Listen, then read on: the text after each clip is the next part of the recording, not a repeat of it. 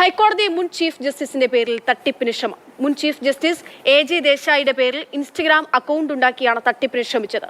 Kochi cyber police കേസെടുത്തു. ബിനിൽ കൊച്ചിയിൽ നിന്ന് വിവരങ്ങളുമായി ചേരും. ബിനിൽ, എങ്ങനെയാണ് ഈ തട്ടിപ്പ് വിവരം പുറത്തറിഞ്ഞത്?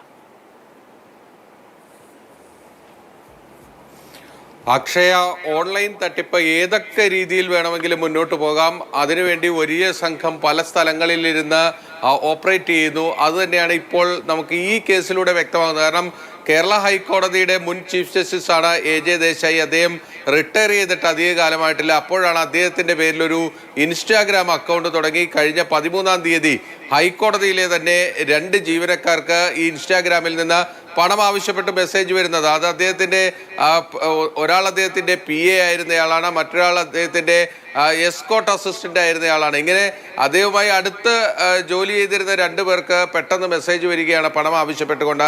സാധാരണ ഇത്തരത്തിൽ ഒരുപാട് VIP-കളുടെ പേരിലൊക്കെ തട്ടിപ്പുകൾക്ക് ശ്രമം നടന്നിട്ടുണ്ട്. പോലീസ് ഉദ്യോഗസ്ഥരുടെ പേരിൽ തട്ടിപ്പുകൾക്ക് ശ്രമം നടന്നിട്ടുണ്ട്. ഇപ്പോൾ ഹൈക്കോടതി മുൻ ചീഫ് ജസ്റ്റിസിൻ്റെ പേരിൽ പോലും നടക്കുന്നു. അത് ഹൈക്കോടതി ജീവനക്കാരെ പറ്റിക്കാൻ ശ്രമിക്കുന്നു. പക്ഷേ അവരാരും തന്നെ പണം കൊടുത്തില്ല, അവർ ഈ തട്ടിപ്പിന് ഇരയായില്ല എന്നതാണ് ആശ്വാസകരമായിട്ടുള്ള കാര്യം. അങ്ങനെ ഒരു മുൻ ചീഫ് ജസ്റ്റിസ് ഇത്തരത്തിൽ ഇൻസ്റ്റാഗ്രാം അക്കൗണ്ട് തുടങ്ങി അതിലൂടെ പണം ആവശ്യപ്പെടുക എന്നത് ആർക്കും പ്രതീക്ഷിക്കാൻ കഴിയാത്തൊരു കാര്യമാണ്. അതുകൊണ്ട് തന്നെ അവരപ്പം തന്നെ ഹൈക്കോടതിയെ ആ വിവരം അറിയിക്കുന്നു. ഹൈക്കോടതി രജിസ്ട്രാർ ജനറൽ പോലീസിൽ പരാതി നൽകുന്നു. അതിൻ്റെ അടിസ്ഥാനത്തിൽ ഇപ്പോൾ സൈബർ പോലീസ് FIR രജിസ്റ്റർ ചെയ്ത് ഈ അന്വേഷണം ആരംഭിച്ചിരിക്കുകയാണ്.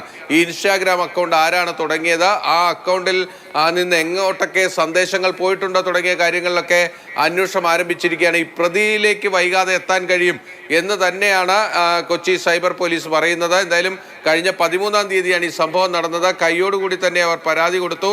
ഇപ്പോൾ അന്വേഷണവും ആരംഭിച്ചിരിക്കുകയാണ്. എന്തായാലും കേരളത്തിന് പുറത്തു നിന്നുള്ള ഒരു തട്ടിപ്പ് സംഘം തന്നെയായിരിക്കും ഇതിന് പിന്നിലെന്നാണ് സംശയിക്കുന്നത്. കാരണം ഹൈക്കോടതി ചീഫ് ജസ്റ്റിസ് ആയിരുന്ന ഒരാളുടെ പേരിൽ ഇത്തരത്തിലൊരു തട്ടിപ്പിന് ശ്രമിക്കുക എന്ന് പറയുമ്പോൾ തന്നെ ഇവർ ഈ ഓൺലൈൻ തട്ടിപ്പുകാർ എന്തും ചെയ്യും, എങ്ങനെയും അവർ പണം സമ്പാദിക്കാൻ ശ്രമിക്കും, അതിനെല്ലാ മാർഗങ്ങളും സ്വീകരിക്കും എന്നത് തന്നെയാണ് ഇതിൽ നിന്ന് വ്യക്തമാകുന്നത്.